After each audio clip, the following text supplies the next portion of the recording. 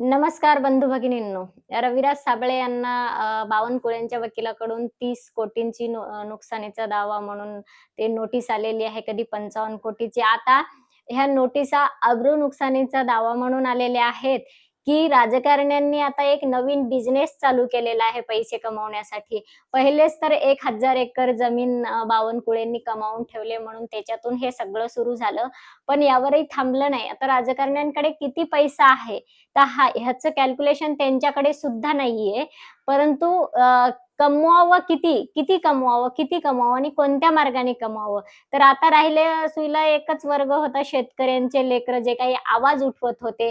कशासाठी? तर शेतकरी बाप कर्जाच्या त्या समुद्रात बुडाल्यानंतर कुठेतरी त्याला तरण्याचा हात मिळावा म्हणून 1-1, 2-2 लाखाच्या कर्जमुक्तीसाठी लढणारे शेतकऱ्यांचे लेकरं रविराज साबळे असेल, त्रिशूलदादा असेल, विठ्ठल कांगणे सर असतील, शेतकऱ्यांच्या बाजूने कुठेतरी बोलणारे कराळे सर असतील, मुक्ता कदम हे कुठेतरी शेतकऱ्याच्या बाजूने आवाज उठवणारे लोक होते. बरं शेतकऱ्यांवर 1 किंवा 2 लाखाचं कर्ज असेल ते मुक्त करा म्हणून लढण्यासाठी बरं ज्या बहिऱ्या सरकारला ऐकायला येत नाही त्यांचे कान खोलण्यासाठी हे कान टोचण्याचं काम करत असतानाच त्यांनाच अशा 30-30, 55, 25 कोटींच्या नोटिसा द्यायच्या.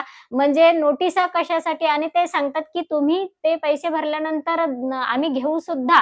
म्हणजे नवीन पैसे कमवण्याचा हा नवीन बिझनेस चालू केला राजकारण्यांनी. पुन्हा हे याच्यातूनच दिसत आहे. म्हणजे ते जे काही काम करतील त्याच्यातून राजकारण्यांच्या घरामध्ये पैसाच कसा येईल ह्याचंच काम त्याचं असतं, ह्याचंच निवेदन असतं त्यांच्याकडे. बाकी काहीही नसतं.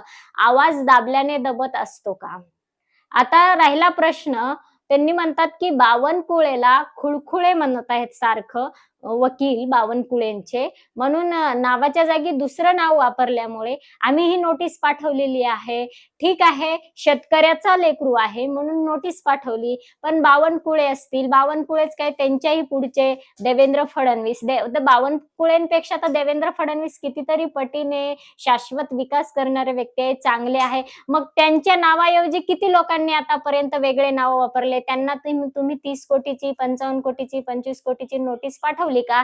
तुम्हाला एक पुरावा म्हणून सांगतो. उद्धव ठाकरेंचे तुम्ही सगळे भाषणं काढा आणि बीजेपीच्या विरोधात आणि देवेंद्र फडणवीस यांच्या विरोधात बोलत असताना स्वतः उद्धव ठाकरे देवेंद्र फडणवीसांना टरबूज म्हणतात. प्रत्येक वेळेस टरबूज म्हणतात आणि जे कोणी लोक कमेंटवर देवेंद्र फडणवीसांना टरबूज म्हणतात ना, ते फक्त उद्धव ठाकरेंनी टरबूज म्हणल्यामुळं म्हणतात. मग ही नावाची बदनामी उद्धव ठाकरेंनी केली नाही का? मग उद्धव ठाकरेंकडून आतापर्यंत एखादा 25 कोटींचं नुकसान भरपाई तुम्ही अब्रू नुकसानीचं घेतलंय का? त्यांना अशा नोटीस गेल्या का? त्यांना अटक वॉरंट काढली का? बरं जाऊ द्या, ते जाऊ द्या.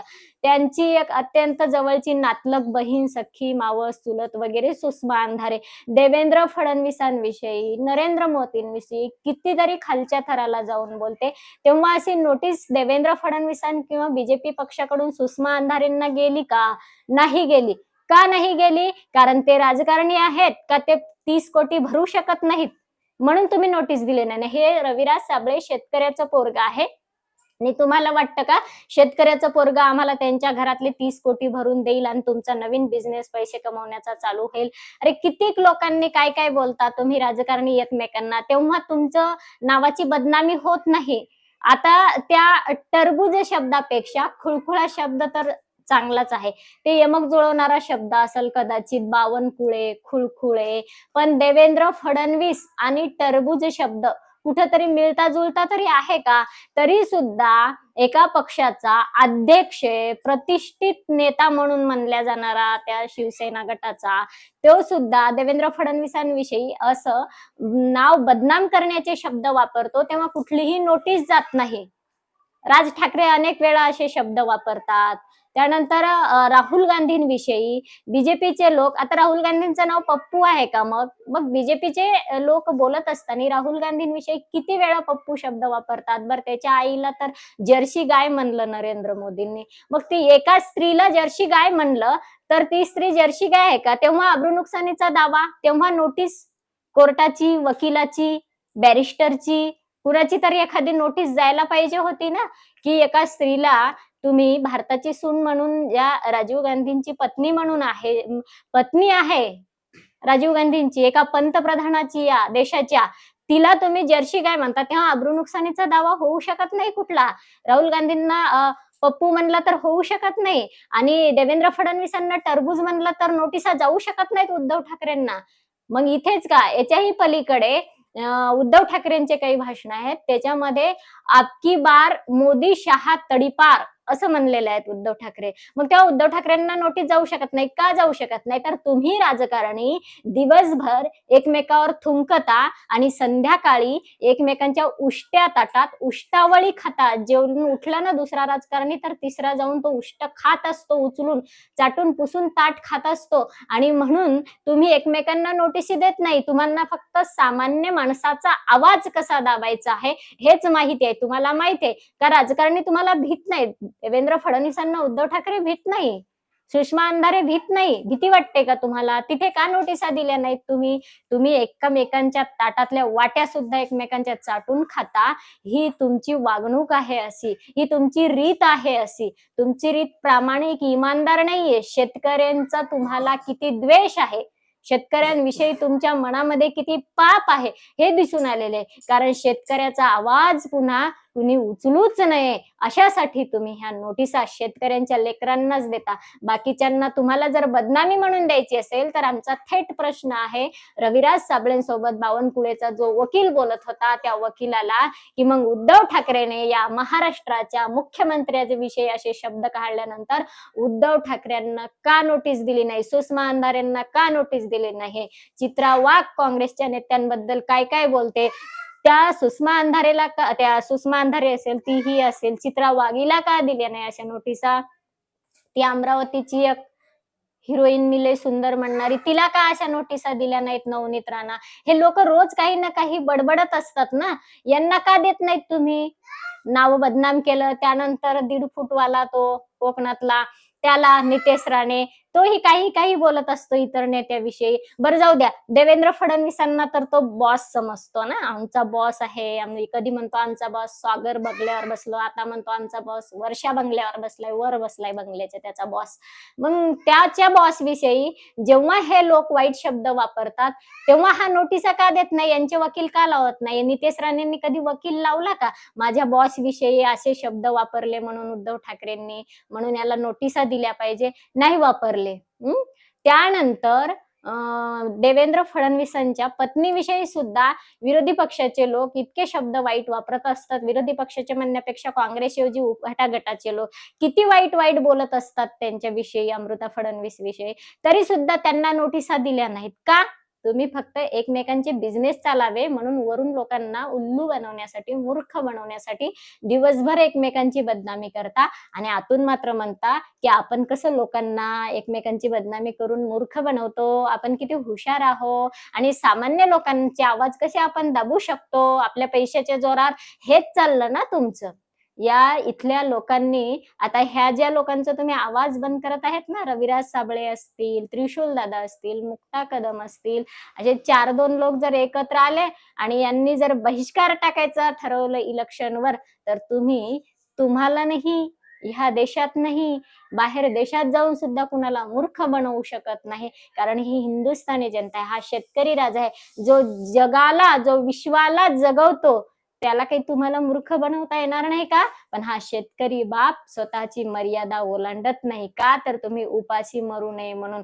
पण कुठेतरी त्याचं सुद्धा घर आणि दार जाग्यावर राहावं म्हणून हे लेकरं आवाज उचलत असताना तुम्ही अशा नोटिसा पाठवता. त्यांच्याकडून तुम्हाला काय मिळणार आहे? त्यांनी उत्तर दिलं ना बुवा, आमच्याकडे 30 कोटी तुम्हाला कुठून मिळणार, 25 कोटी कुठून मिळणार, तुम्हाला खुळखुळा मिळेल. म्हणजे याचा अर्थ आमच्या घरामध्ये दुसरं काय असते? लहान लेकरं खेळायला खुळखुळा असते, लहान लेकराचं एक खेळणं असते, ते खेळणं तुम्हाला दाखवलेलं आहे. भले तुमचं नाव बावनकुळे असेल, मिळतं जुळतं खुळखुळे येत असेल असं तुम्ही स्वतःला लावून घेतलं असेल आणि काही हरकत नाही तुम्हाला म्हणलं तर. म्हणलं मग काय झालं? तुम्ही म्हणत नाही. मागे बबनराव लोणीकर काय म्हणले होते शेतकऱ्यांविषयी? तुझ्या बापाच्या धोत्राला, चपलाला सुद्धा आमचे पैसे असतात म्हणलं होते की नाही? मग सगळ्या शेतकऱ्यांनी मिळून जर अशा बबनराव लोणीकरांना नोटिसा दिल्या असत्या, तर त्याची 40,000 करोडची संपत्ती सुद्धा पुरली नसती. प्रत्येक शेतकऱ्याने, मी शेतकरी आहे म्हणून मी 30 कोटीची नोटीस देणार बबनराव लोणीकरांना, हा शेतकरी देणार. अशा करोडो शेतकऱ्यांनी नोटिसा दिल्या असत्या ना, अशी नुकसान भरपाई घेतली असती बदनामीची, तर तुमच्याकडून काय राहिलं असतं तुमच्या बबनराव लोणीकरांकडे आणि पक्षाकडे? पण आम्ही शेतकरी मर्यादा ओलांडत नाही आणि म्हणून तुमचं जास्त चाललंय, है की नाही? हेच जेव्हा तुम्हाला असं वाटतं, की आम्ही राजकारणी आहो म्हणून काहीही चालत असेल, तर तो तुमचा गैरसमज आहे. दुसरी गोष्ट आहे, की तो वकील म्हणतो बावनकुळेचा, की तुम्ही असं कोणाच्या नावाची बदनामी करू शकत नाही, तुम्ही कुणाचं नाव वापरू शकत नाही वगैरे. वाह! तुम्ही शेतकऱ्यांच्या नावाची बदनामी करू शकता. शेतकऱ्यांना भिकारी म्हणू शकतात तुमचा माणिकराव. शेतकऱ्यांना भिकारी म्हणू शकतो. शेतकऱ्यांची तुलना भिकाऱ्याशी करू शकतो. फक्त शेतकरी मात्र तुमचे नावं घेऊ शकत नाही. तुमचे फोटो वापरू शकत नाही न्यूजमध्ये. मग तुमचे फोटो वापरायचे नसतील, तर तुम्ही न्यूज चॅनलच्या समोर थोबाड दाखवूच नका ना. तुम्ही पडदे टाकून राहा. उद्यापासून बुरखे घालून राहा. तुम्ही कार्यक्रमाला येताना, इलेक्शनला येताना तुम्हीच फोटो घेताना लोकांसोबत आणि आमचे फोटो वापरले नाही पाहिजे म्हणता वरून. आमचा फोटो रविराज साबळेंनी वापरला म्हणून आम्ही नोटीस दिली म्हणता. न्यूजमध्ये जर तुमचे फोटो वापरायचे नसतील, तर तुम्ही उद्यापासून बुरखे घाला अंगावर. मग तुम्ही राजकारणी म्हणला का अंगावर बुरखा असलाच पाहिजे. बुरखे घालून राहा. तुमचे तोंड, पाय, हात-पाय, नख सुद्धा लोकांना दिसू नका. कशाला तुमचे भुतासारखे फोटो काढाल मग कोणी? लोकांना काही तुमचे फोटो काढण्याचा फार उल्हास नाही आला. तुम्ही लोकांच्या गावामध्ये येता, तुम्ही आमच्या गावामध्ये येता जबरदस्ती. मागे सगळीकडे बॅनर लावले होते यांना गावात द्यायचं नाही म्हणून तुमच्यावर बहिष्कार टाकले होते. तरी सुद्धा तुम्ही गावामध्ये येत होते आणि स्वतः फोटो काढत होते. लोकांसोबत येऊन तुम्ही स्वतः फोटो काढता. लोकं कॅमेरे घेऊन येत नाही तुमच्यासाठी. तुम्ही कॅमेरे घेऊन येता लोकांच्या सोबत फोटो काढण्यासाठी. तुम्हाला लोकांची गरज आहे. लोकांना तुमची गरज नाहीये. तुम्हाला शेतकऱ्यांची गरज आहे. शेतकऱ्यांना तुमची काही गरज नाही. तुमच्यासारखे हजार बसलेत आमच्यामध्ये. आम्ही उद्याच खुर्चीवरती बसवू शकतो. एवढे चांगले लोक या देशामध्ये आहेत. काही तुमच्यासारखेच फक्त 150 हाणे तुमच्या वाचून हे राष्ट्र चालणार नाही का? तुमच्या वाचून राज्य चालणार नाही का? तुमच्यावर वाचून राज्यकारभार चालणार नाही का? असं तुम्हाला वाटतंय का? तुम्ही एकदा खाली उतरून बघा खुर्चीच्या, मग खुर्ची रिकामी राहते का भरलेली राहते? बघा फक्त. तुम्ही बाजूला तर व्हा. तुम्ही कॅमेरा घेऊन सोबत येता आणि लोकांना म्हणता आमचे फोटो वापरायचे नाही. म्हणजे ही तुमची रीत आहे का अशी वागण्याची? तुम्हाला वाटतं नोटिसा दिल्या म्हणजे काहीही आम्हाला चालतं? अभिव्यक्ती स्वातंत्र्य तुम्हाला वाटतं का आम्ही कायदा बदलू शकतो? अरे तुम्ही जे वकील सांगता ना, तुम्ही जनता आहे, तुम्ही असं म्हणू शकत नाही. आम्हाला कायद्याचा अभ्यास आहे. आम्ही सांगतो तुम्हाला कायद्याचा अभ्यास बावनकुळेचे वकील साहेब. जनता ही मालक आहे आणि मालकापैकी जर कुणी असा मुनिमाला प्रश्न विचारत असेल, तर हे राजकारणी म्हणजे मुनीम आहेत. लोकप्रतिनिधी म्हणजे मुनीम आहेत आणि मालकाला अधिकार आहे. मुनिमाची संपत्ती चेक करण्याचा अधिकार आहे. एवढी संपत्ती का वाढली म्हणण्याचा अधिकार आहे. तुम्ही मालकाला नोटीस देऊ शकत नाही. तुम्ही मुनीम आहेत, आम्ही तुम्हाला नोटिसा देऊ. तुम्ही आम्हाला नोटिसा द्यायच्या नाही. मुनिमांनी मुनिमाच्या अवकातीत राहायचं. हा मालकाचा अधिकार आहे नोटिसा देण्याचा. हा नोकरदाराचा किंवा मुनिमाचा अधिकार नाहीये.